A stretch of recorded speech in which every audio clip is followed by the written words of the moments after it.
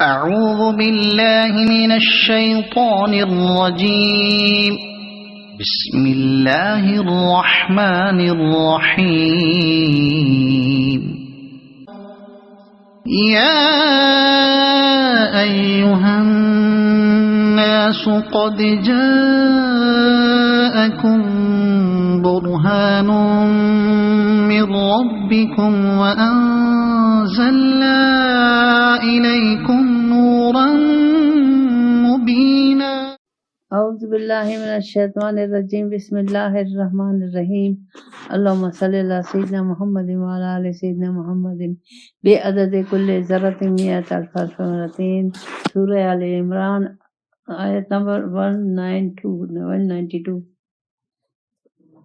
ربنا انک من تدخل النار فقد اخزیتہ، اللہ کہتا ہے کہ ہے میرے رب تو نے بے شک دوزخ میں لے جائے گا انہیں ضرور، اور ان کو ذلیل کرے گا۔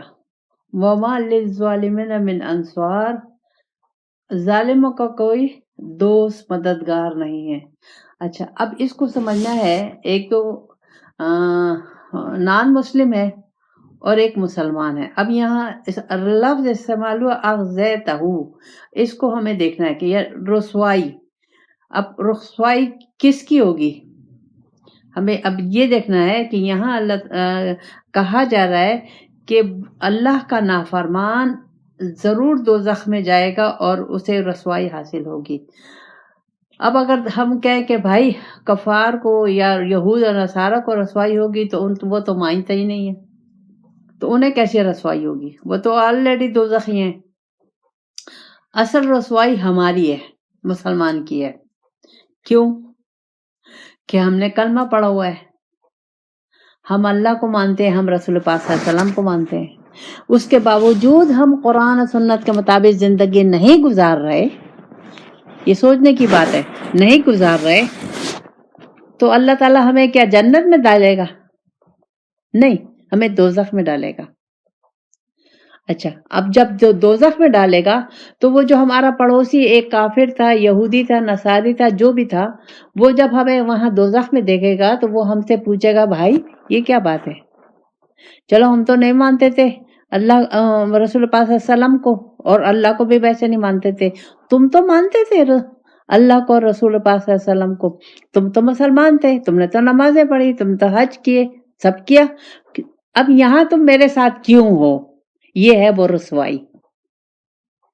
اب اس کی گہرائی میں جائیں کہ یہ ہے وہ رسوائی کہ اللہ تعالیٰ ایسے وہاں رسوا کرے گا کہ ایک یہودی، ایک نصارہ، ایک مشرک مسلمان سے پوچھے گا کہ تم نے تو سارا زندگی نماز روزہ اور حج کرتے رہے، اور آج چلو ہم آ گئے تو اپنے اعمال کی وجہ سے آ گئے، ہم نے نہیں مانا، رسول پاک صلی اللہ علیہ وسلم کو بھی نہیں مانا، اللہ کو بھی ویسے نہیں مانا، اللہ کے ساتھ ہم نے شریک ٹھہرائے، لیکن تم تو مشرک نہیں تھے، تم تو یہودی نہیں تھے، تم تو نصارہ نہیں تھے، تم تو مسلمان تھے، تم تو کلمہ گو تھے، 5 وقت کے نمازی تھے، حج عمرے والے تھے، آج تم ہمارے ساتھ کیوں کھڑے ہو؟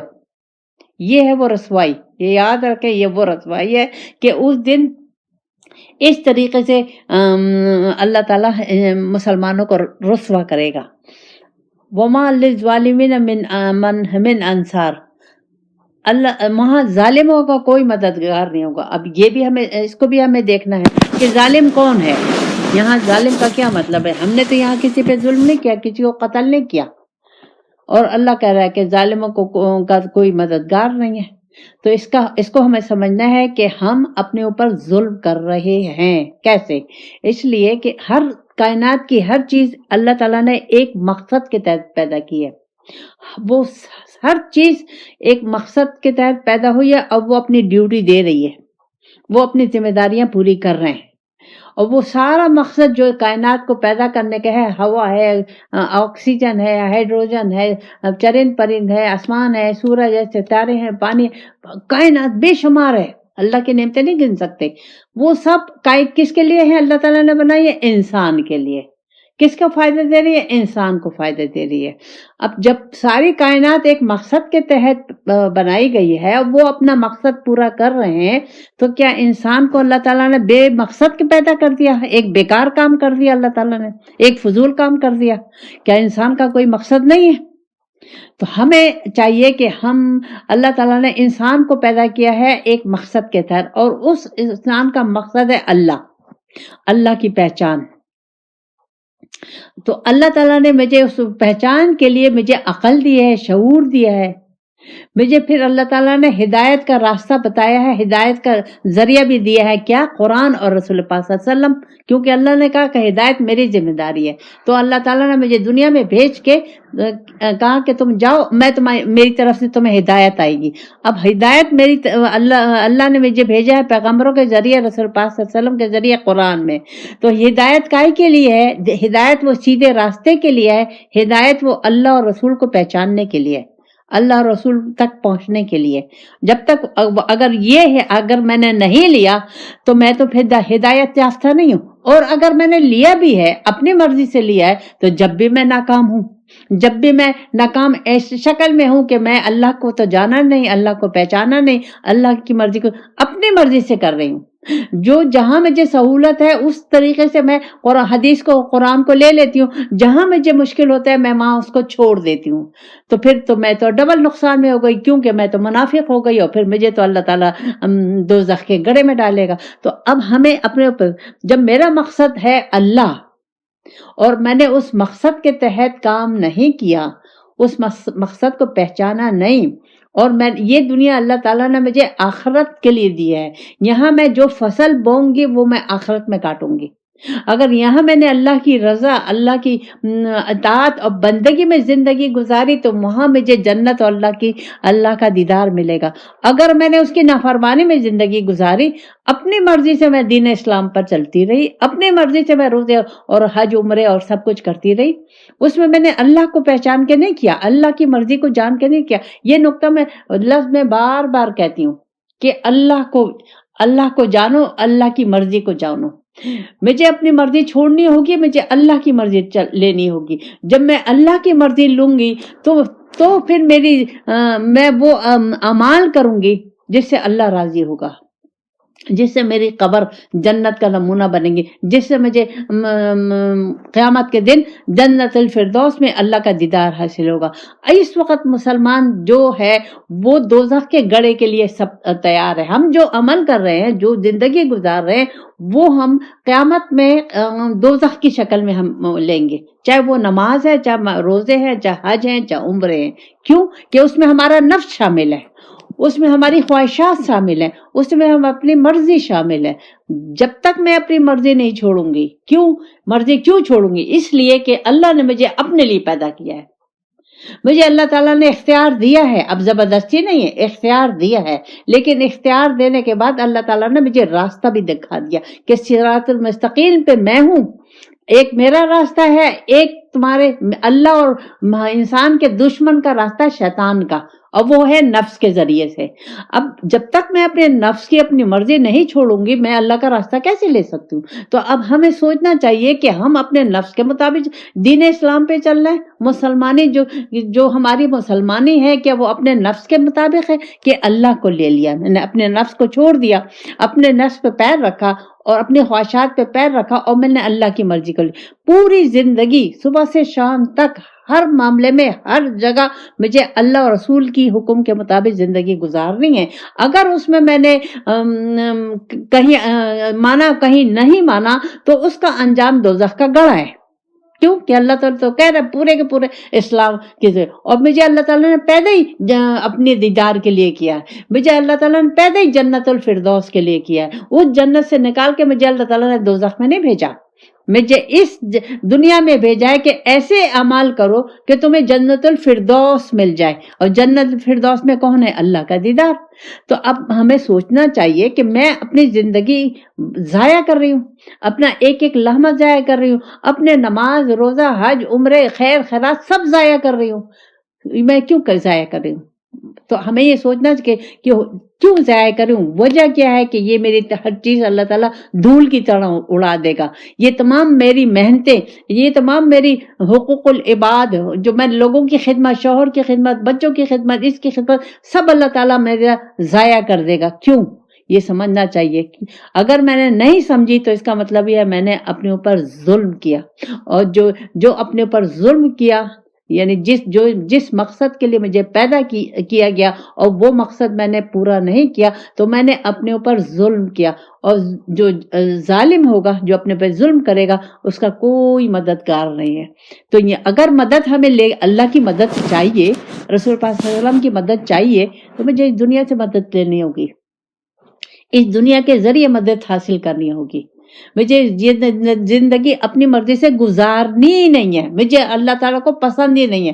ساری کائنات میں اللہ تعالیٰ نے مجھے اختیار تو دے دیا، کیونکہ میں تمام ہر کائنات میں جو بھی اللہ تعالیٰ نے پیدا کیا میں اس سے افضل ہوں. ان کو اختیار نہیں دیا، میں ان کو مجبور پیدا کیا ہے. مجھے اللہ تعالیٰ نے اختیار دیا ہے. یہ اختیار جو ہے وہ اللہ کی صفت ہے. اللہ تعالیٰ نے اس میں سے ایک حصہ مجھے دے دیا کہ چلو تمہیں بھی میں اختیار دیتا ہوں، دیکھو کہ تم کس طریقے. اور پھر اختیار دینے کے بعد اللہ تعالیٰ نے کہا میں تمہیں کھلا نہیں چھوڑا، میں تمہیں ہدایت دوں گا. ہدایت قرآن کی شکل میں اور رسول پاک صلی اللہ علیہ وسلم کی شکل میں ایک عملی نمونہ دوں گا. اگر تم نے اس کو نہیں لیا، اس کو نہیں جانا، قرآن کو نہیں جانا، میری مرضی کو نہیں جانا، تو جنت کہاں کی ہے؟ پھر تو تم دوزخ کی تیاری کر رہے ہو. تو اب ہمیں سوچنا چاہیے ہم دوزخ کی تیاری کر رہے ہیں، صبح سے شام تک ہم دوزخ کی تیاری کر رہے ہیں یا اس دوزخ کے گڑھے کی تیاری کر رہے ہیں. یہ ہمیں سوچ لینا چاہیے. اور ہر ایک کو اپنی فکر کرنی چاہیے. کسی کی اس کو مت دیکھو، کسی کو نہیں دیکھو، فکر اپنی کرنی چاہیے. کیوں کہ کل میں اکیلے جاؤں گی، میرے ساتھ کوئی نہیں جائے گا. دنیا کا نہ پیسہ جائے گا، نہ باپ جائے گا، نہ شوہر جائے گا، نہ بچے جائیں گے، کچھ نہیں جائے گا. میں اکیلے جاؤں گی. تو جب میں اکیلے جاؤں گی اور میں نے وہ تمام اعمال نہیں کیے، میں نے یہاں دنیا میں اللہ کو راضی نہیں کیا، اللہ کے رنگ میں نے اپنے کو نہیں رنگا، تو وہ میرا کون مددگار ہوگا؟ کوئی بھی مددگار نہیں ہوگا. اس سے بات نہیں بنے گی کہ میں اس میں امت مسلمہ میں ہوں، میں رسول پاک صلی اللہ علیہ وسلم کی امت میں ہوں. اس سے بات نہیں بنے گی. یا رسول پاک صلی اللہ علیہ وسلم میرے رسول ہیں، اس سے بات نہیں بنے گی. جب تک میں اس رسول کا کہنا نہیں مانوں گی، اس کے مطابق زندگی نہیں گزاروں گی، اپنے کہنے پہ چلوں گی، اپنی مرضی سے زندگی گزاروں گی، تو وہ رسول پاک صلی اللہ علیہ وسلم میری طرف نہیں دیکھیں گے، بالکل نہیں دیکھیں گے. کیوں کہ وہ تو لائے، انہوں نے تو میری خاطر ساری سختیاں برداشت کی ہیں.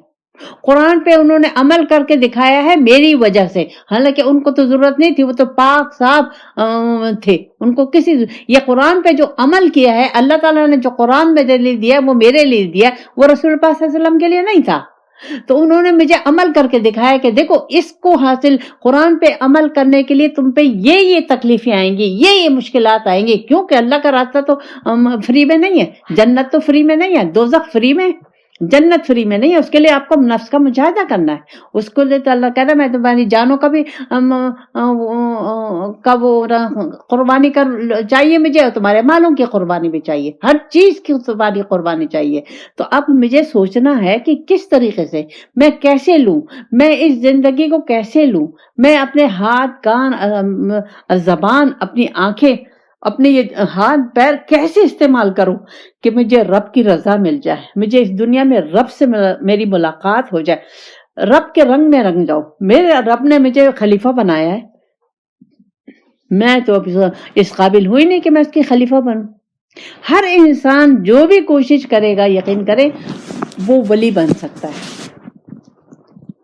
ولی یہ نہیں ہے کہ کوئی خاص وہ لے کے آتے ہیں. ہر جو بھی دو قسم کے ولی ہوتے ہیں، ایک چنے ہوئے ہوتے ہیں، ایک خود محنت کر کے ہوتے ہیں. ولی کا لفظی معنی ہے دوست، اللہ کا دوست. تو جب ہم محنت کریں گے، اپنے نفس کو چھوڑ کے اللہ اور رسول کے حکم پر چلیں گے، تو کیا اللہ تعالیٰ مجھے اپنا دوست نہیں بنائے گا؟ آگے اللہ تعالیٰ بتائے سمعنا منادیا ینادی للایمان. اب ہمیں یہ کہ اللہ تعالیٰ ہم نے سن لی ایک ایسی ندا. کس نے دی ندا؟ رسول پاک صلی اللہ علیہ وسلم نے دیا. آگے کون ندا دے گا؟ اللہ والے ندا دیں گے، آواز دیں گے. کس کی طرف؟ ایمان کی طرف. تو جب ایمان کی طرف وہ ہمیں بلائیں گے تو ہم ایمان کیا ہے؟ وہ یقین ہے. کس پہ یقین ہے؟ اللہ پہ. اللہ کی وحدانیت پہ یقین ہے، اللہ کی ربوبیت پہ یقین ہے، اللہ کی حکمیت پہ یقین ہے. پھر اللہ کا ان آمنوا بربکم آمنا، ہم ایمان لائے رب پر. اب دیکھیں یہاں رب کا استعمال لفظ ہوا، یہاں یہ بھی ہو سکتا تھا ہم ایمان لائے اللہ پہ. اللہ کا لفظ بھی آسا نہیں، اللہ نے رب کا معنی ہے پالنے والا. اب دیکھیں پالنے والا تو میرا رب ہے، میری زندگی کی ہر ضروریات کو سمجھنے والا اور دینے والا اللہ ہے. میں نے کس کو بنا دیا ہے؟ اپنے آپ کو، نمبر 1. پھر میں نے بنا دیا اپنے شوہر کو، اپنے باپ کو، اپنے بچوں کو، اپنے بیٹوں کو، دنیا والوں کو، اپنے جاب کو، اپنے بزنس کو. اس کو میں نے رب بنایا ہوا ہے. رب کا لفظی معنی ہے پالنے والا، حالانکہ پالتا تو اللہ ہے، کوئی مجھے نہیں دیتا. یہ جتنی بیوائیں ہیں ان کو کون دے رہا ہوتا ہے؟ جتنے یتیم ہیں انہیں کون کھلا رہا ہوتا ہے؟ جتنے معذور ہیں ان کی کون خیال رکھ رہا ہوتا ہے؟ یہ چرند پرند، یہ ساری چیزیں، سب کا کون خیال رکھ رہا ہے؟ ہر چیز کا پالنے، رزق تو اس کے ہاتھ میں، ہر چیز اس کے ہاتھ میں، زندگی اس کے ہاتھ میں، موت اس کے ہاتھ میں، بیماری اس کے ہاتھ میں، غمی خوشی اس کے ہاتھ میں، عزت اس کے ہاتھ میں، بے عزتی اس کے ہاتھ میں، ہر چیز اس کے ہاتھ میں. انسان کے ہاتھ میں کچھ نہیں ہے. تو میں کیوں انسان کی طرف جا رہی ہوں؟ اب یہاں اللہ تعالیٰ مجھے کہہ رہا ہے کہ دیکھو دنیا والوں سے نظر ہٹا لو، دنیا والوں پہ نظر مت رکھو، نظر مجھ پہ رکھو. کام تم دنیا والوں کو کرو، خدمت دنیا والوں کے لیے کرو، لیکن نظر مجھ پہ رکھو. یعنی دنیا والوں سے جو تم خدمت کر رہی، جو تم ڈیوٹی دے رہی ہو، ان سے اجر مانگنے کی ضرورت نہیں ہے، ان سے تعریفیں مانگنے کی ضرورت نہیں ہے، ان سے اپنا خیال رکھنے کا کہنے کی ضرورت نہیں ہے. جو کچھ کروں گا میں کروں گا. اچھا، جب میں یہ نیت کر لوں گی، اس طریقے سے سوچنے لگوں گی، تو پھر میری لڑائی کس سے ہوگی؟ نہ میرے شوہر سے لڑائی ہوگی، نہ بیٹوں سے ہوگی، نہ بہوؤں سے ہوگی، نہ کسی سے ہوگی، کیونکہ میری تو ان پہ نظر ہی نہیں ہے. میں تو نہ ان سے خدمت چاہتی ہوں، نہ محبت چاہتی ہوں، نہ اطاعت چاہتی ہوں، نہ بندگی چاہتی ہوں، کچھ بھی نہیں چاہتی. میں تو رب کی اس میں لگی ہوئی ہوں، جو کر رہی ہوں، جو اللہ تعالیٰ نے توفیق دی ہے، طاقت دی ہے، نہ اللہ تعالیٰ نے مجھے انعام دیا ہے، فضیلت دی ہے، جو کچھ بھی دیا ہے، علم دیا ہے، جو کچھ دیا ہے، رب کے لیے کر رہی ہوں. جو ڈیوٹی دے رہی ہوں رب کے لیے دے رہی ہوں. سارا اجر رب سے مانگوں گی، بندوں سے کچھ نہیں مانگوں. جس دن میں نے اس طریقے سے سوچنا شروع کر دیا، میرے گھر میں سارے لڑائی جھگڑے، آپ کے سارے لڑائی جھگڑے ختم، ڈپریشن ختم، غصہ ختم، کینہ اور بغض ختم، لالچ اور حسد ختم. کیوں کہ یہ ہے وہ بنیادی جڑ جس کی وجہ سے ہم بے ایمان ہیں، ہمارا اللہ پہ یقین نہیں ہے. تو ہمیں اللہ پہ یقین لانا ہے. جب تک میں یہ ایمان کے لفظ کو صحیح طریقے سے نہیں سمجھوں گی، میں بے ایمان ہوں. یہ یاد رکھیں آپ. مجھے یہ سمجھنا ہے کہ آمنو کا معنی کیا ہے، اس کی گہرائی کیا ہے، اس کا ڈیپتھ کیا. اللہ تعالیٰ ہر لفظ کے بعد مجھے آمنو کا لفظ کیوں کہہ رہا ہے؟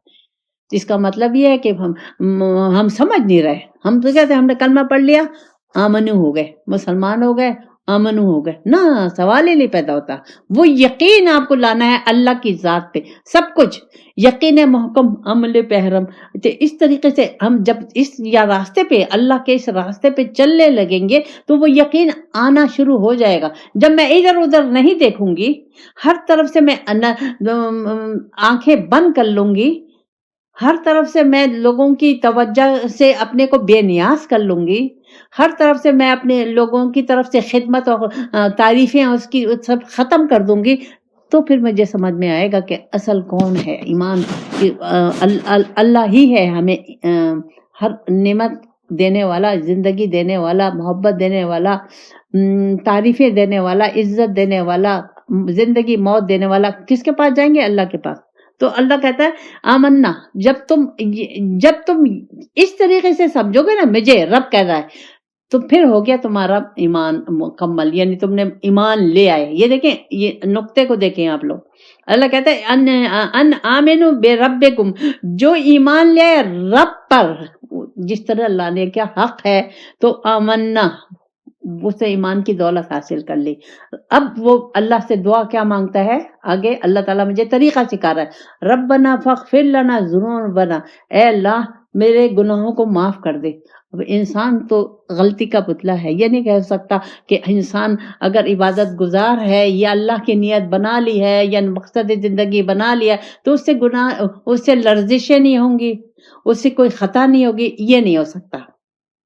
انسان ہے، انسان کے ساتھ نفس ہے، نفس اور پھر شیطان ہے اور شیطان نما. انسان ہمارے ساتھ ہیں، دنیا ہمارے سامنے ہے، تو ضرور ہم سے ہر وقت کچھ نہ کچھ غلطیاں دن میں ہوتی ہی رہتی ہیں جو ہونی نہیں چاہیے.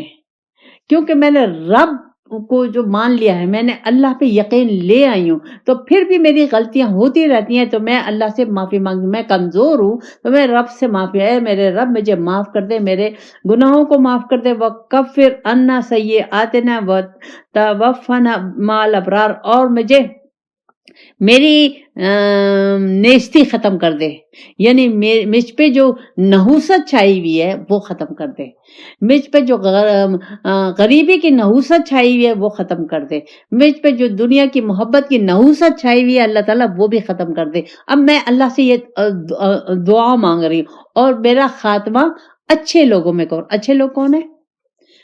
اچھے لوگ کون ہیں؟ جو نماز روزہ حج عمرے کر رہے ہیں؟ نہیں، اچھے لوگ ہیں صادقین، عارفین. اللہ تعالیٰ نے اس میں گنوائے ہوئے جو اللہ پہ یقین رکھتے ہیں. شہداء، ولی اللہ، یہ سب صدیقین، یہ سب اچھے لوگ ہیں. ان کے ساتھ اللہ تعالیٰ میرا ان کے ساتھ دعا مانگے، اللہ سے مانگے کہ اللہ تعالیٰ میرا خاتمہ ایمان پہ کر اور مجھے صادقین میں شامل کر دے. بلکہ دعا یہ بھی مانگنی چاہیے کہ اللہ تعالیٰ قبرستان میں جب جائیں ہمیں جائیں جہاں بھی ہماری قبر ہے، اللہ تعالیٰ ہمارے ایک نیک ولی پڑوسی عطا فرما، نیک لوگ ہمارا پڑوسی عطا فرما، کیونکہ اس کا اثر تو ہوگا. تو ہمیں دعا مانگنی چاہیے. یا اللہ تعالیٰ مجھے دعا مانگنے سکھا رہا ہے، کیونکہ ہم انسان کمزور ہے، انسان کی کوئی حیثیت نہیں ہے. اللہ تو ہر وقت انسان خطا کار ہے، تو اسے ہر وقت چوکس رہنا چاہیے، ہر وقت اپنے پہ نظر رکھنا چاہیے. ہم نظر کس پہ رکھتے ہیں؟ دوسروں پہ. تو جب تک یہ دوسروں سے نظر ہماری نظریں ہٹیں گے نہیں، ہم اپنی ذات پہ نظر نہیں رکھ سکتے، اپنے ذات کو نہیں دیکھ سکتے. کیونکہ جب ہم دوسروں کو دیکھیں گے تو دوسرے تو بالکل ہی الٹ ہیں، تو ہم کہیں گے وہ ایسا کر رہے تو اگر ہم نے کر لیا تو کیا ہوا؟ یہی ہے. نہیں، اللہ تعالیٰ میں سے یہ نہیں پوچھے گا کہ دوسرے کیا کر رہے تھے. اللہ کہے گا میں نے تمہیں زندگی دی تھی، اپنا حبیب دیا تھا، قرآن دیا تھا، عقل دیا تھا، شعور دیا تھا، کیا لے کے آئے؟ یہ اللہ تعالیٰ میں سے پوچھے گا. پھر اللہ تعالیٰ فرماتا ہے اچھا ربنا آتنا وعدتنا علی رسولک ولا تخزنا یوم القیامہ. اللہ تعالیٰ ہمیں دعا مانگنا سکھا رہا ہے، ہمارے رب ہمیں دے وہ جس کا تو نے رسولوں کے ذریعے ہم سے وعدہ کیا. اب رسولوں کے ذریعے سے اللہ تعالیٰ نے کائے کا وعدہ کیا؟ جنت کا، اپنے قرب کا وہ وعدہ کیا ہے.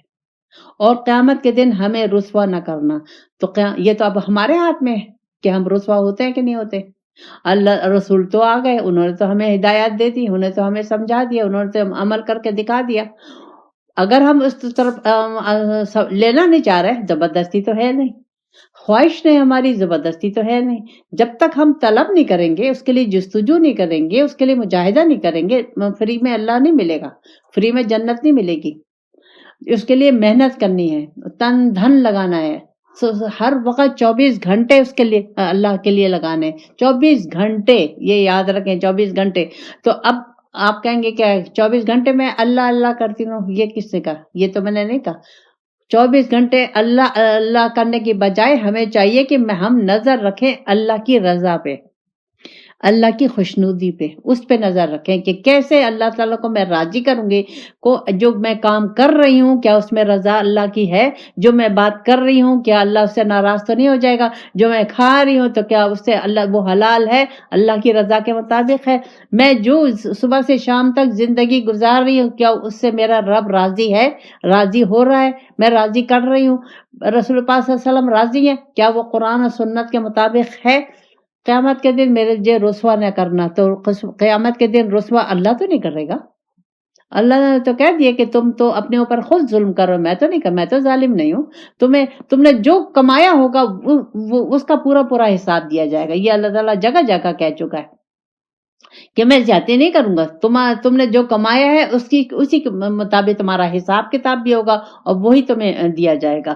انک لا تخلف المیعاد، بے شک اللہ وعدے کے خلاف نہیں کرتا، نہ اللہ وعدے کے خلاف کرتا ہے، نہ رسول پاک صلی اللہ علیہ وسلم وعدے کے خلاف کرتے ہیں، اور نہ ولی اللہ وعدے کے خلاف کرتا ہے. یہ یاد رکھیں، اللہ، رسول، ولی اللہ. اور یہ ولی اللہ جو ہے وہ ہے اللہ کا نمائندہ.